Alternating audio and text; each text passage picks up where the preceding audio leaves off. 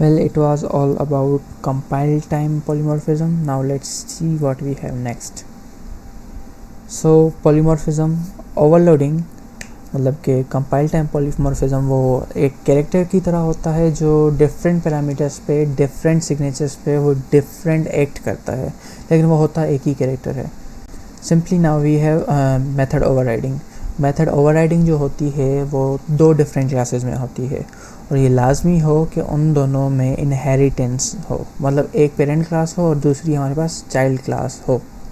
Like this, एक parent class है हमारे पास बेस क्लास और उसके बाद हमारे पास एक ड्राइव्ड क्लास है. लेकिन दोनों क्लासेस में एक ऐसा मेथड है जिसकी सिग्नेचर भी सेम है, नाम भी सेम है और उसमें पैरामीटर्स भी सेम है, मतलब हर तरह से वो सेम है, लेकिन हमारे पास क्लासेस तो डिफरेंट हैं. कोड करके देखते हैं कैसे. फॉर एग्जांपल मेरे पास एक क्लास है पेरेंट और उसमें मेरे पास कुछ एक मेथड है void public void move और मेरे पास एक चाइल्ड क्लास है क्लास चाइल्ड जो कि एक्सटेंड करती है पेरेंट को. तो इसमें ये मेथड मेरे पास पहले से ही होगा पब्लिक वॉइड मूव वाला, लेकिन मैं ये क्या कर रहा हूँ, इस मेथड को ओवरराइड कर रहा हूँ, मतलब पहले से एग्जिस्ट है लेकिन जहाँ पे जो है ये मेथड फॉर सपोज ये मेरे पास मैसेज ये प्रिंट कर रहा है कि पेरेंट्स मूव. इसको सेव कर लेता हूँ मैं over .java. अब मैं यहाँ पे क्या करूँगा, एक क्लास बनाऊँगा जिस नाम से मैंने फ़ाइल बनाई हुई है क्लास ओवर. इसमें लाजमी मेरे पास public static void main method होगा.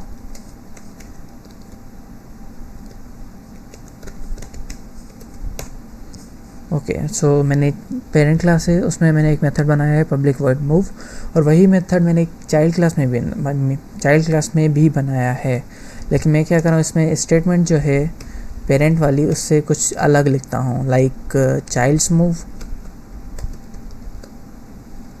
अब मुझे ये करना है, मुझे ये टेस्ट करना है कि ये वाकई ओवरराइड हुआ है मेरे पास या नहीं. Let's see. अब एक मैं ऑब्जेक्ट बनाता हूँ, लेकिन मैं क्या कर रहा हूँ, यहाँ पे मैं जो ऑब्जेक्ट बना रहा हूँ उसको मैं डेटा टाइप मतलब उसका जो ऑब्जेक्ट टाइप है वो पेरेंट का दे रहा हूँ, parent child equals to new. लेकिन उसमें मैं जो रेफरेंस सेव कर रहा हूँ वो मैं चाइल्ड क्लास का रेफरेंस सेव कर रहा हूँ.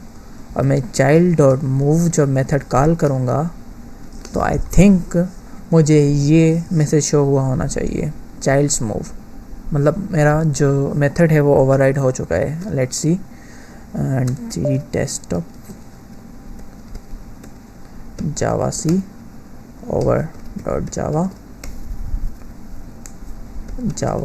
over childs move. मेरे पास ये जो है ये मेथड कॉल हुआ है, मतलब मेरा जो मेथड है दोनों क्लासेस में, क्लास पेरेंट में चाइल्ड ये मूव और चाइल्ड क्लास में मूव, तो ये ओवरराइड हो चुका है चाइल्ड क्लास में. ओवरराइडिंग सक्सेसफुली हो चुकी है मेरी. इसको हम पॉलीमॉर्फिज्म कहेंगे. खैर ये वही एनिमल वाला एग्जांपल था जो मैंने किया अभी, मतलब पेरेंट का वाला था लेकिन इस टाइप का था मूवमेंट का जो मैंने कर दिया और ओवरराइडिंग हो चुकी थी और मैंने आपको कोड भी दिखा दिया. खैर पॉलीमॉर्फिज्म के जो फ़वाइद हैं वो कुछ ऐसे हैं कि इसमें नंबर 1 कोड रीयूजेबिलिटी होती है आपकी. ऑब्वियसली इसमें इनहेरिटेंस का इस्तेमाल हुआ है तो कोड रीयूजेबिलिटी होगी. उसके अलावा इसमें मेंटेनेबिलिटी आसान होती है, जैसे कि हमारे पास डिफरेंट क्लासेस हैं लेकिन हमारे जो मेथड्स हैं उनका नाम सेम है और उसमें स्लाइटली डिफरेंस है कि कल को अगर हमारे पास कहीं पे एरर आ जाता है तो हम इजीली फाइंड कर सकते हैं कि वो किस क्लास में किस मेथड में हमारे पास एरर है और हम उसको इजीली मेंटेन कर सकते हैं. उसके अलावा हमारे पास एक्सटेंसिबिलिटी आती है पॉलीमॉर्फिज्म में. एक्सटेंसिबिलिटी से मुराद ये कि अगर हमारे पास आज 2 क्लासें और कल हमें एक एक्सटेंड करना पड़ रहा है कुछ अपना प्रोग्राम, उसमें मज़ीद हम क्लासेस इंट्रोड्यूस कर रहे हैं तो वो हमारे लिए बहुत ही इजीली इंट्रोड्यूस हो जाएंगी, एक्सटेंड इजीली हो जाएंगी हमारे पास. उसके अलावा हमारी जो कॉम्प्लेक्सिटी है उसमें रिडक्शन आती है. कैसे? जैसे इस तरह हमारे पास 2 डिफरेंट क्लासेस हैं कैट्स एनिमल्स, लेकिन उसमें एक मेथड ऐसा है जो सेम है और वो इनहेरिट हुआ है सुपर क्लास से. तो ये इजीली हमें आइडेंटिफाई कर सकते हैं, मतलब हमें जो चीज़ यूज़ करनी है, बजाय कि हम ये लिखें इस मेथड का नाम जो है कुछ इस तरह से लिखें कि केट नॉइस और इसमें लिखें डॉग नॉइस, तो ये नेमिंग जो है हमें डिफ़िकल्ट लगेगी। लेकिन सेम नेमिंग, यूनिक नेमिंग जो है वो हमारी कॉम्प्लेक्सिटी को ईज करेगी। कि इसके बाद हमारा जो टॉपिक आता है वो होता है इनकैप्सुलेशन का। अब इनकैप्सुलेशन क्या है? मुझे याद है जब मैं स्कूल जाता था तो मैं इस किस्म का एक टिफ़िन बॉक्स लेकर जाता था। इस टिफ़िन बॉक्स की ख़ास बात ये थी कि जब मैं इसे खोलता था तो इसमें एक और टिफ़िन होता था इसी जैसा, और जब मैं उसको खोलता था फिर उसमें एक और टिफ़िन होता था, और इन द एंड जो है वो मेरा लंच होता था। तो इनकैप्सुलेशन जो है उसका मतलब ये होता है कि आप इन्फॉर्मेशन को इस तरह से छुपाएं कि वो आम तरह से किसी यूज़र को नज़र ना आए। Encapsulation is like wrapping of your data under a single unit। कैसे encapsulate लफ्ज़ जो है उसका मतलब यही है कि आप कैप्सुलेट करें अपने डेटा को। अब मेथड और वेरिएबल्स जो हैं हमारी क्लास में होते हैं इनकैप्सुलेटेड। तो इनकैप्सुलेशन जो होती है, हम अक्सर क्या करते हैं, हमारे जो वेरिएबल्स होते हैं, हमारी जो प्रॉपर्टीज़ होती हैं क्लास में, लाइक नेम हो गया, टॉप स्पीड हो गया, जैसे हमने अपनी हाउस क्लास बनाई थी तो हमारी एरिया थी और कलर, वो एट्रीब्यूट, वो प्रॉपर्टीज़ जो होती हैं हमारी, उनको हम क्या करते हैं, हाइड कर देते हैं। हाइड हम वो कैसे करेंगे, हम उनको प्राइवेट कर देते हैं, पब्लिक की जगह हम उनको प्राइवेट कर देते हैं, और जो मेथड होते हैं वो सारे हमारे विजिबल होते हैं, वो पब्लिक होते हैं। लेकिन हम क्या करते हैं, जो हमारी फील्ड्स होती हैं, प्रॉपर्टीज़, उनको हम प्राइवेट कर देते हैं ताकि वो किसी यूज़र को एक्सेस ना हो। अब प्राइवेट ये एक्सेस मॉडिफायर्स मैं पहले ही बता चुका हूँ कि हमारे पास 4 किस्म के एक्सेस मॉडिफायर्स होते हैं, default, private, protected and public. Public का जो स्कोप होता है वो हर जगह पे होता है, सेम क्लास में, सेम पैकेज में, सेम पैकेज सब क्लासेस में, डिफरेंट पैकेजेस में, हर जगह पे। लेकिन प्राइवेट का स्कोप कहाँ तक होता है, सिर्फ उस क्लास में। तो ये एक सिक्योरिटी जो है हमारी इनहेंस करता है इनकैप्सुलेशन, तभी हम इनकैप्सुलेशन यूज़ करते हैं। बाकी ये जो दूसरे एक्सेस मॉडिफायर्स हैं, डिफ़ॉल्ट और प्रोटेक्टेड, ये अब मैं यहाँ पे नहीं पढ़ा रहा क्योंकि लेक्चर कुछ ज़्यादा बड़ा हो जाएगा, कहीं पे आ गई तो मैं बता दूंगा। इनकैप्सुलेशन में हम फील्ड्स को हाइड करते हैं, डायरेक्टली कोई दूसरी क्लास जो होती है, कोई दूसरी एंटिटी उसको एक्सेस नहीं कर सकती, लेकिन सेम क्लास से वो एक्सेस हो सकते हैं, और वो एक्सेस हो सकती है एंट्री वाया मेथड्स। अब यहाँ पे क्या है, एक मेरे पास फील्ड है इस क्लास में, क्लास ए में, जो प्राइवेट है। नेगेटिव साइन, माइनस साइन का मतलब है ये प्राइवेट है, और ये जो पॉजिटिव साइन है इसका मतलब है ये पब्लिक है। नंबर जो है हमारा, उसका डेटा टाइप इंट है और वो प्राइवेट है क्लास में। लेकिन हमारे पास 2 मेथड हैं, वो क्या कर रहे हैं, गेट नंबर, मतलब इस नंबर को गेट कर रहे हैं कहीं दूसरी क्लास में, कहीं दूसरी क्लास में उसको गेट कर रहे हैं और उसको सेट कर रहे हैं। सेट और गेट ये कंबाइनिंग हमें कहते हैं गेटर और सेटर। हमारी जो ये प्राइवेट फील्ड होती है इनमें वैल्यू को सेट करते हैं और इनसे वैल्यू गेट करते हैं, अगर हमें जब ये जो फील्ड हम किसी और क्लास से यूज़ कर रहे हों तो। कोड में हम देखते हैं कैसे इनकैप्सुलेशन का हम एक एग्जांपल बनाते हैं क्लास, और इसका नाम मैं दे देता हूँ प्राइवेट इनकैप, और मैं क्या कर रहा हूँ, एक दूसरी क्लास बना रहा हूँ, class test encap. Test encap में मैं क्या करूँगा, अपना मेन मेथड बनाऊँगा, public static void main string arguments, और इसका नाम रखूँगा मैं test encap dot Java. Let me see it, yup, test encap. अब प्राइवेट में मैं क्या कर रहा हूँ, एक फील्ड बना रहा हूँ अपनी, प्राइवेट इंट पासवर्ड। अब पासवर्ड ऐसी फील्ड है जिसको प्राइवेट रखें तो बेहतर है हमारा। अब मैं क्या कर रहा हूँ, ये फील्ड तो मैंने प्राइवेट बना दी, लेकिन मैं 2 मेथड पब्लिक बना रहा हूँ। एक मेथड जो है वो होगा गेटर और दूसरा होगा सेटर। तो जो गेट मेथड है वो वैल्यू पासवर्ड की जो है रिटर्न करेगा, मतलब हमें यहाँ पे कोई ना कोई रिटर्न टाइप लगाना होगा। Based on the data type of this field हम यहाँ पे वो रिटर्न टाइप लगाएंगे। यहाँ पे इंट है तो यहाँ पे इंट, और ये गेट पासवर्ड। एक बात जो है जावा में वो याद रखनी है आपको कि जावा जो है वो कैमल केस फॉलो करती है इन नेमिंग, इन वेरिएबल्स की नेमिंग में, लाइक दिस। ये जो पहला लेटर है गेट का वो स्मॉल है, लेकिन अब ये गेट वर्ड ख़त्म हुआ, जैसे ही दूसरा वर्ड आया तो वो कैपिटल हो गया उसका फर्स्ट लेटर। इसको हम कहते हैं कैमल केस। तो जावा जो है वो कैमल केस स्टैंडर्ड फॉलो करती है। ये नहीं है कि अगर आप फॉलो नहीं करेंगे तो आपका एरर आएगा और आपकी फ़ाइल एग्जीक्यूट नहीं होगी, ऐसा नहीं है। ये एक स्टैंडर्ड वे है हमारा, हम ऐसे यूज़ करते हैं। अब आप जब मार्केट में जाएंगे तो आपको ये फॉलो करने होंगे स्टैंडर्ड वे। खैर जो गेट पासवर्ड होगा हमारा वो सिंपली क्या करेगा, रिटर्न पासवर्ड करेगा, मतलब ये जो पासवर्ड है इसको रिटर्न करेगा।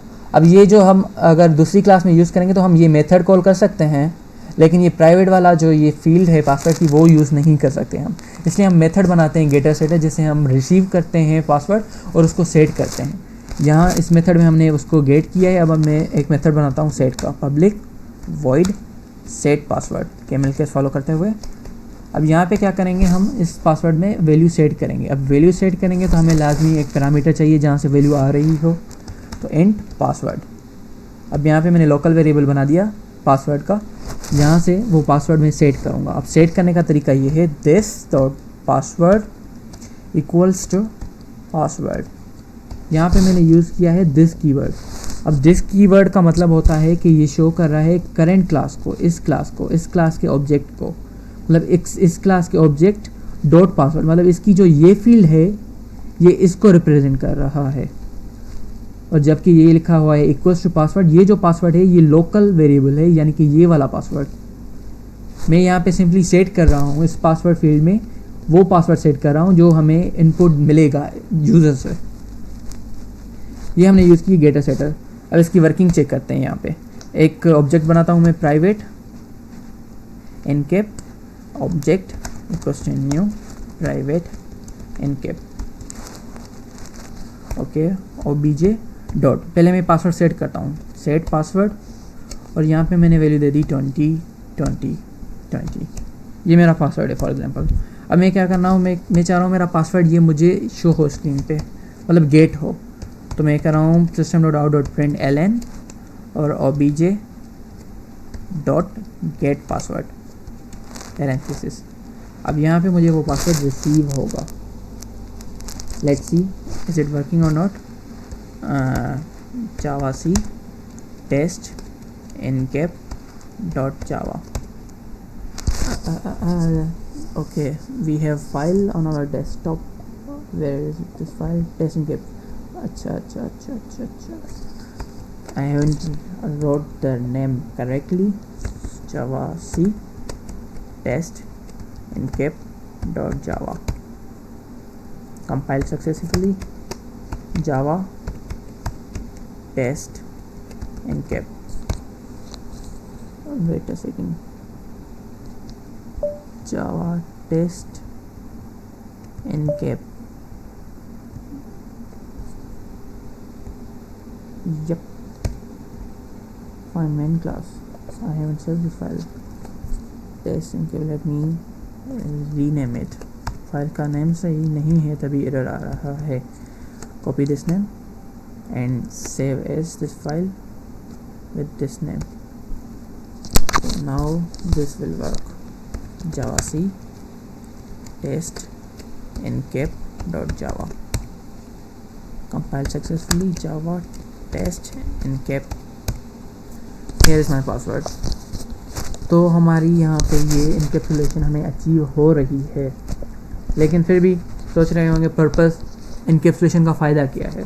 तो सुन लें, इनकैप्सुलेशन का बड़े से बड़ा फ़ायदा हमारा ये है कि हम जो है इन फ्लेक्सिबिलिटी हमारी इंक्रीज़ होती है. कैसे? अब देखें, आपने बहुत सारी ऐसी साइट्स पे गए होंगे आप जहाँ पे आपने साइन अप करने की कोशिश की होगी और वहाँ पे लिखा होगा enter your password, confirm your password. अब जब आप पासवर्ड इंटर करते हैं और आपका पासवर्ड अगर कोई पैटर्न बना रहा है, लाइक आपने पासवर्ड दे दिया 1 2 3 4 5, अब ये सीक्वेंस है तो इसको गेस करना आसान है. तो वहीं पे एरर आ जाता है आपके पास कि ये पासवर्ड जो है वो इजीली गेस हो सकता है, काइंडली अपना पासवर्ड चेंज करें. ये क्या हुआ? ये एक कंडीशन सेट है कि पासवर्ड इस तरह से नहीं हो सकता. ये जो हमारी कंडीशन सेट होती हैं ये डायरेक्ट नहीं होती, ये इनकैप्सुलेशन के थ्रू होती हैं. मतलब अगर आपने फील्ड पासवर्ड की बनाई हुई है पब्लिक और आप डायरेक्ट जो है पासवर्ड फील्ड में वो डेटा जो भी आपका एंटर हो रहा है उसमें डायरेक्ट सेव कर रहे हैं, तो ऐसी कोई आप जो चीज़ है अचीव नहीं कर सकेंगे. लाइक आप कंडीशंस नहीं लगा सकते अपने उस कोड में. जैसे आपकी अगर एज हो गई, आपने एज एंटर कर दी, आपने एज एंटर की अपनी 15, लेकिन रिक्वायरमेंट क्या है आपके सॉफ्टवेयर में कि एज आपकी 18+ होनी चाहिए. तो वो जो है एज आप पासवर्ड के ड्यूरिंग या के अकाउंट बनाने में वो एज आपकी ये आपके पास मैसेज हो जाए, शो हो जाए कि आपने जो एंटर एज की है वो आपकी गलत है या रेस्ट्रिक्टेड है. तो वो कंडीशन जो सेट कर सकते हैं आप, वो ऐसे ही कर सकते हैं अगर आप जो है ये गेटर सेटर यूज़ करें। तो इनकैप्सुलेशन का दूसरा ये फ़ायदा है कि आपकी जो है वो सिक्योरिटी मैनेज होती है। सिक्योरिटी कैसे? फ़र्ज़ करें आप जो है आपके डेटाबेसेस हैं, डेटाबेस बना हुआ है आपका, और आपका जो सॉफ्टवेयर डेवलप कर रहे हैं आप, वो भी डेटाबेस यूज़ कर रहा है, और जो डेटाबेस में आपके फील्ड जिस नेम से हैं उसी नेम से आपकी फील्ड्स जो है आपके कोड में हैं, उस क्लास में हैं। तो आपकी वेब, अगर आप उस सॉफ्टवेयर को वेब बना रहे हैं, मतलब आपका वो जो सॉफ्टवेयर है वो वेब एंटरप्राइज लेवल का सॉफ्टवेयर है, तो आपका जो वो सॉफ्टवेयर है वो इंस्पेक्ट एलिमेंट के थ्रू उनको पता लग सकता है कि जो आप पासवर्ड एंटर कर रहे हैं वो किस फील्ड किस के थ्रू जो है आपका वो पास हो रहा है और कहाँ किस डेटाबेस में स्टोर हो रहा है। तो कल को अगर आपका डेटाबेस हैक हो गया तो वो इजीली पासवर्ड्स आपके जो हैं चले जाएंगे। सिक्योरिटी आपकी मैनेज होती है इनकैप्सुलेशन के थ्रू। इनकैप्सुलेशन अगर यूज़ करेंगे आप तो आपकी सिक्योरिटी होगी, लेकिन सबसे ज़्यादा बड़ी जो बात है कि फ्लेक्सिबिलिटी आपकी इंक्रीज होगी। आप डिफरेंट कंडीशन लगा सकते हैं कि डायरेक्ट आपकी जो है वो फील्ड इंटर ना हो, डायरेक्ट आपकी वैल्यू इनपुट ना हो, उस पर सर्टेन आपकी कंडीशन सेटिस्फाई हो, बाद में वो आपकी इंटर हो। तो ये कंडीशन आप तभी लगा सकते हैं जब आप गेटर सेटर बनाएंगे डिफरेंट, और यहाँ पे आप वो डिफरेंट कंडीशन लगा सकते हैं, लाइक सेट पासवर्ड आपका तभी सेट हो लाइक अगर वो कोई पैटर्न ना बना रहा हो, तो यहाँ पे आप इफ एल्स डिफरेंट कंडीशन लगा सकते हैं और फिर ही आपका पासवर्ड सेट हो। ये जो है आप इनकैप्सुलेशन के थ्रू अचीव करते हैं। Now you got the author's purpose. खैर अब आते हैं हम एब्स्ट्रैक्शन पे। एब्स्ट्रैक्शन और इनकैप्सुलेशन कहा जाता है कि तकरीबन सेम होते हैं, लेकिन there is a huge difference between them. Abstraction से पहले मैं आपको बताता चलूँ कि इंटरफेस क्या होता है। अब इंटरफेस क्या होता है? एक क्लास की तरह ही इंटरफेस होता है, उसमें मेथड्स भी होते हैं, वेरिएबल्स भी होते हैं, लेकिन क्लास और इंटरफेस में ये फ़र्क होता है कि क्लास के जो मेथड होते हैं वो आम मेथड होते हैं, आप बना सकते हैं किसी भी तरह, लेकिन जो इंटरफेस के मेथड्स होते हैं वो एब्स्ट्रैक्ट मेथड होते हैं। अब एब्स्ट्रैक्ट का क्या मतलब? एब्स्ट्रैक्ट का मतलब ये हुआ कि उसमें मेथड सिग्नेचर तो होती है लेकिन उसकी कोई बॉडी नहीं होती। कोड में देखते हैं कैसे। मैंने क्लास बनाया एक एप्स के नाम से फॉर एब्स्ट्रैक्शन। अब यहाँ पे मैं क्या कर रहा हूँ, सॉरी मुझे क्लास नहीं बनाना था बल्कि इंटरफेस बनाना था, इंटरफेस एप्स। अब मैंने एक इंटरफेस बनाया। अब यहाँ पे मुझे एक मेथड बनाना है, for example public void display. अब ये मेथड मैंने बनाया तो इसको मैं बॉडी नहीं दूंगा, ऐसे इसको हम कहते हैं बॉडी देना। ये बॉडी नहीं दूंगा बल्कि मैं सिंपली इसको ऐसे लिख दूंगा। इनको कहते हैं हम एब्स्ट्रैक्ट मेथड, मतलब ऐसे मेथड जिनकी आप बॉडी डिफाइन ना करें, सिर्फ उनकी सिग्नेचर लिखें। अब जो इंटरफेस होता है उसमें बाय डिफ़ॉल्ट सारे के सारे जितने भी मेथड होते हैं वो इस तरह के होते हैं, मतलब एट द बैक एंड इसकी कोडिंग कुछ ऐसी है, public abstract void display. Backend पे इस लाइन की कोडिंग कुछ इस तरह से हुई है, लेकिन इंटरफेस का हमारे पास बड़े से बड़ा फ़ायदा ये है कि इसमें सारे जो भी मेथड्स होंगे वो आपके ऑलरेडी एब्स्ट्रैक्ट होंगे। अब क्या करते हैं, हम एक क्लास बनाते हैं, बल्कि क्यों ना इस कोड को हम थोड़ा एफिशिएंट बनाएं। इसको एप्स की जगह पे मैंने लिख दिया शेप। अब शेप में हमारे पास बहुत सारे डिफरेंट शेप होते हैं। सर्कल होता है हमारे पास, रेक्टेंगल, ट्रायंगल, स्क्वायर, लेकिन सब में एक चीज़ कॉमन होती है, वो होती है उनकी एरिया। एरिया सबकी होती है लेकिन डिफरेंट फार्मूला होते हैं, हर शेप का अलग एक फार्मूला होता है। तो हमने क्या किया, एक इंटरफेस बनाया है शेप का, उसमें एक ही मेथड डाला है हमने पब्लिक वॉइड एरिया, और उसकी बॉडी नहीं है। अब मैं एक क्लास बना रहा हूँ क्लास, और इसका नाम दे रहा हूँ मैं क्लास सर्किल। अब सर्किल क्लास मैंने बनाई। अब मैं यहाँ पे क्या कर रहा हूँ, इस इंटरफेस को इम्प्लीमेंट कर रहा हूँ, इम्प्लीमेंट्स शेप। अब इम्प्लीमेंट्स का मतलब ये हुआ कि ये जो क्लास है ये इम्प्लीमेंट करिए इस इंटरफेस को। जैसे हमने इनहेरिटेंस में पढ़ा था, एक्सटेंड होती है, तो क्लासेस हमेशा एक्सटेंड होती हैं, लेकिन अगर इंटरफेस हो तो उसके लिए आप कीवर्ड यूज़ करेंगे इम्प्लीमेंट्स। अब जैसे ही मैंने सर्किल क्लास को इम्प्लीमेंट कर लिया शेप से, अब मुझ पर ये लाजिम है इस क्लास में मैं ये मेथड बनाऊं पब्लिक वॉइड एरिया, और इसको बॉडी भी दूं। अगर मैं ये बॉडी नहीं दूंगा तो मेरे पास एक एरर आ जाएगा। अब देखते हैं कैसे। एक मिनट, यहाँ पे टेस्ट बनाता हूँ, ABS test, sorry ABS test, इसमें मैं मेन मेथड लगा देता हूँ अपना।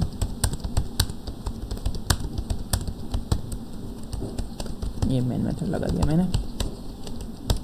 ऑलराइट, अब मैं इस फाइल को सेव कर रहा हूँ इस क्लास के नाम से, क्योंकि मेरा मेन मेथड इसमें है .java एक्सटेंशन के साथ। अब यहाँ पे इस मेथड को मैं हटा देता हूँ यहाँ से, इसकी बॉडी को। अब इसको मैं रन करके देखता हूँ और कंपाइल करके देखता हूँ, मेरे पास एक एरर आ जाएगा खुद ही। Let's see javac abs test dot java, wait, ये मेरे पास एरर आ गया। पहला एरर ये है, public void static void mention expected identifier, public void static void मैंने दोबारा लिख लिया, सॉरी। अगेन कंपाइल करते हैं, ये मेरे पास 3 एरर आ गया। क्यों क्यों क्यों क्यों क्यों क्लास abs में public static public static void main, एक एरर आना चाहिए मेरे पास। ये आया एरर कि class circle implement shape, circle is not abstract and does not override abstract method area and shape. मतलब ये जो मेरी क्लास है ये ओवरराइड नहीं कर रही, ये जो मेरी क्लास है ये ओवरराइड नहीं कर रही इसके मेथड को, हालांकि ये इम्प्लीमेंट तो कर रही है लेकिन इसको ओवरराइड करना चाहिए वो नहीं कर रही। तो अब मैं क्या कर रहा हूँ, यहाँ पे ये मेथड बना रहा हूँ पब्लिक वॉइड एरिया, और इसको बॉडी दे रहा हूँ मैं कोई ना कोई एम्प्टी बॉडी। अब मैं कंपाइल करके देखता हूँ, कंपाइल सक्सेसफुल हो गया है। पहले जो एरर आ रहा था वो इसलिए आ रहा था क्योंकि इंटरफेस है, और इंटरफेस को अगर हम इम्प्लीमेंट करते हैं तो वो क्लास उसको वो सारे मेथड उसकी बॉडी देना उस पर लाजिम हो जाता है। अब इस एब्स्ट्रैक्शन का फ़ायदा क्या होता है हमारे पास? अब एब्स्ट्रैक्शन हम इसलिए यूज़ करते हैं क्योंकि अब देखें हमारे पास जब हम ये चाहते हैं कि हमारा जो है मैकेनिज़्म छुपा रहे, फॉर एग्जांपल शेप एक सुपर कैटेगरी है हमारे पास, सुपर क्लास है, इसकी डिफरेंट सब क्लासेस होती हैं, सर्कल, ट्रायंगल, और अब उन सब चीज़ों में एक चीज़ कॉमन होती है, सबकी एरिया होती है। लेकिन क्या सबकी एरिया एक ही फार्मूला से कैलकुलेट करते हैं हम? नहीं, सर्किल की एरिया हम अलग फार्मूला से कैलकुलेट करते हैं, और ट्रायंगल की अलग फार्मूला से, रेडियस की अलग फार्मूला से कैलकुलेट करते हैं हम, और ऐसे ही स्क्वायर और रेक्टेंगल की अलग फार्मूला से कैलकुलेट करते हैं। तो हमने बेसिकली शेप इंटरफेस में हमने ये लिख दिया कि हमारे पास एक मेथड होगा एरिया, और वो हर शेप में अंदर होना चाहिए, और हर किसी की अलग अलग बॉडी होनी चाहिए। हर कोई क्लास उसे अपने हिसाब से इम्प्लीमेंटेशन करे। यहाँ पे एक और क्लास मैंने बना दी क्लास ट्रायंगल, और इसको भी मैंने कर दिया इम्प्लीमेंट्स शेप। अब इस पर भी लाजिम है कि ये एरिया वाले मेथड को बॉडी दे, पब्लिक वॉइड एरिया, उसको कोई ना कोई बॉडी दे दे। अब इससे ये इजीनेस हो गई, हमें पता है कि एक ऐसा मेथड है जो हर क्लास में यूज़ होगा, लेकिन उसकी हर क्लास में इम्प्लीमेंटेशन अलग होगी, उसकी जो है उसके चलने का मैकेनिज़्म अलग होगा। तो वो हम पहले से यहाँ पे डिफाइन कर दिए, और बाद में जब हम क्लास बनाएंगे तो उनमें सिर्फ हमें उनकी बॉडी देनी पड़ेगी। तो ये एक ईजीनेस हो गई हमारे पास, इसको हम कहते हैं एब्स्ट्रैक्शन। हम ये भी कहते हैं एब्स्ट्रैक्शन को कि हम किसी चीज़ को छुपाना चाह रहे हैं, हम छुपा भी सकते हैं। इंटरफेस में हमने सिर्फ नाम दे दिया और बॉडी नहीं दी, बॉडी हम इनर क्लासेस में दे देते हैं, तो इसको हम कहते हैं एब्स्ट्रैक्शन। एब्स्ट्रैक्शन जावा में दो टाइप से अचीव होती है हमारे पास, एक इंटरफेस के थ्रू जो मैंने अभी किया, और एक होती है एब्स्ट्रैक्ट क्लास के थ्रू। अब एब्स्ट्रैक्ट क्लास क्या होती है कोड में देखते हैं। जैसे मैंने यहाँ पे इंटरफेस शेप बनाया है, ऐसे ही मैं क्या कर रहा हूँ, यहाँ पे एब्स्ट्रैक्ट क्लास बना दी मैंने शेप के नाम से। अब यहाँ पे क्या होगा, इस एब्स्ट्रैक्ट क्लास शेप में सारे जो मेथड हैं वो जैसे हमारी आम क्लास में मेथड होते हैं वैसे ही होंगे। अगर किसी मेथड को हमें एब्स्ट्रैक्ट बनाना है तो हम वो ऐसे बनाएंगे जैसे मैंने नीचे कमेंट में किया हुआ था। इंटरफेस में क्या हो रहा था, ये बाय डिफ़ॉल्ट हो रहा था, लेकिन यहाँ पे ये काम हमें खुद करना पड़ेगा, पब्लिक एब्स्ट्रैक्ट वॉइड एरिया। लेकिन जो हमारे पास एब्स्ट्रैक्ट क्लास होती है उसमें लाजमी नहीं है कि आपके पास सारे जो मेथड हैं वो एब्स्ट्रैक्ट होने चाहिए, नहीं, आपके नॉर्मल वाले मेथड्स भी हो सकते हैं लाइक दिस, और उनको आपको बॉडी देनी पड़ेगी। अब जैसे ये एब्स्ट्रैक्ट क्लास है शेप, और ये सर्किल क्लास है, ये इम्प्लीमेंट करिए शेप को, तो यहाँ पे इम्प्लीमेंट नहीं होगा। अब यहाँ पे यूज़ होगा कीवर्ड एक्सटेंड्स, क्योंकि क्लासेस जो हैं वो एक्सटेंड करती हैं दूसरी क्लास को। बाकी क्लास जो है अगर किसी और इंटरफेस को इनहेरिट करेगी तो वो इम्प्लीमेंट्स करेगी instead of extends. Let me write it there. अब रन करके देखते हैं इनको, नो एरर, सक्सेसफुली कंपाइल्ड। ये फ़र्क होता है आपका एक एब्स्ट्रैक्ट क्लास में और इंटरफेस में। एब्स्ट्रैक्ट क्लास में दोनों होते हैं, एब्स्ट्रैक्ट मेथड भी होते हैं और नॉन एब्स्ट्रैक्ट मेथड भी, यानी कि सिंपल मेथड्स भी होते हैं। लेकिन इंटरफेस में हमारे पास सिर्फ और सिर्फ एब्स्ट्रैक्ट मेथड्स होते हैं। डिफरेंस बता देता हूँ मैं दोनों को, आपको इन दोनों में। एब्स्ट्रैक्ट क्लास जो है वो एब्स्ट्रैक्ट कीवर्ड यूज़ करने से बनती है, और इंटरफेस कीवर्ड यूज़ करने से बनता है। एब्स्ट्रैक्ट क्लास जो होती है हमारी वो सिर्फ एक ही क्लास को एक्सटेंड कर सकती है। जैसे मैंने बताया था कि जावा में मल्टीपल इनहेरिटेंस नहीं होती, सिंगल इनहेरिटेंस होती है। तो हम ऐसे लिख सकते हैं class A extends class B, बस कॉमा लगा के सी या डी नहीं लिख सकते हैं। लेकिन इंटरफेसेस में हम मल्टीपल इनहेरिटेंस कर सकते हैं। जावा में मल्टीपल इनहेरिटेंस हो सकती है वाया इंटरफेसेस। इनहेरिटेंस जावा में मल्टीपल हो सकती है वाया इंटरफेसेस। इंटरफेसेस के थ्रू हम मल्टीपल इनहेरिटेंस कर सकते हैं, वैसे क्लासेस में हम नहीं कर सकते। जैसे यहाँ पे लिखा है क्लास ए इम्प्लीमेंट्स, ये सी डी ई, ये 3 डिफरेंट क्लासेस हैं। तो हम मल्टीपल इनहेरिटेंस यहाँ पे कर रहे हैं इंटरफेसेस में, क्लासेस में नहीं होती। ये डिफरेंस है एब्स्ट्रैक्ट क्लास में और इंटरफेस में। हमारे पास फ़वाइद क्या है एब्स्ट्रैक्शन के? ये कॉम्प्लेक्सिटी को रिड्यूस कर देता है, कॉम्प्लेक्सिटी को बहुत ही कम कर देता है। जैसे मैंने आपको बताया एक मेथड है शेप क्लास का जो हर क्लास में होना चाहिए, हर उसकी सब क्लास में होना चाहिए, लेकिन उसमें जो है उसकी इम्प्लीमेंटेशन डिफरेंट है सबकी। तो ये कॉम्प्लेक्सिटी को हमारी ईजीनेस कर रही है, मतलब ईज़ कर रहा है, हमारी कॉम्प्लेक्सिटी को आसान बना रहा है, कोड की डुप्लीकेशन को अवॉइड कर रहा है, बजाय कि हम हर जगह पे मतलब अलग अलग बॉडी दें बार बार। इसकी बजाय हमने एक इंटरफेस बना दिया और इंटरफेस में ये हुआ कि एक ही नाम का उसी नाम का आपको मेथड बार बार बनाना पड़ेगा, और ये मेंटेनेंस के बर्डन को भी कम करता है और सिक्योरिटी और कॉन्फिडेंशियलिटी को इंक्रीज़ करता है। एब्स्ट्रैक्शन जो वर्ड है उसका ये मतलब होता है कि कितनी इन्फॉर्मेशन आप हाइड कर रहे हैं। Hiding the information is also known as security. Information को छुपाना इज़ सिक्योरिटी। सिक्योर करना, इन्फॉर्मेशन को छुपाकर ही हम किसी चीज़ को सिक्योर करते हैं। तो ये सारे ऑब्जेक्ट ओरिएंटेड प्रोग्रामिंग के कॉन्सेप्ट थे जो आपने पढ़ चुके हैं सक्सेसफुली। अगर अभी भी किसी को कोई सवाल है, मुझे नहीं लगता किसी को सवाल होगा, अगर किसी को सवाल है तो भाई मारो मुझे। खैर, आपने ये कोर्स कंप्लीट कर लिया है तो मैं अपने उस्ताद की एक शायरी बताना चाहता हूँ आपको। मैंने उनको इतना पढ़ाया जितना पढ़ाया जा सकता था, मैंने उनको इतना पढ़ाया जितना पढ़ाया जा सकता था, लेकिन फिर भी आधे घंटे में कितना पढ़ाया जा सकता था। I know it was lame. Well, अगर आप जावा को एक दिन में पढ़ना चाहेंगे तो ऑब्वियसली आपको मेंटल हॉस्पिटल ही जाना पड़ेगा, ये तो होगा। खैर, जिसे ऊब लगती है वैसी ऊब है नहीं एक्चुअली, आई नो, लेकिन एक बार अगर आपने इस पर कमांड हासिल कर लिया तो आपके बहुत सारे काम इजी हो जाएंगे। हमारे पास जो नेक्स्ट सेशन है हमारा जावा फ्रेम स्विंग पर है, उसमें भी ऑब्जेक्ट ओरिएंटेड प्रोग्रामिंग यूज़ होती है। तो object oriented programming is everywhere, it is useful. आप लाजमी से कुछ सीख लें।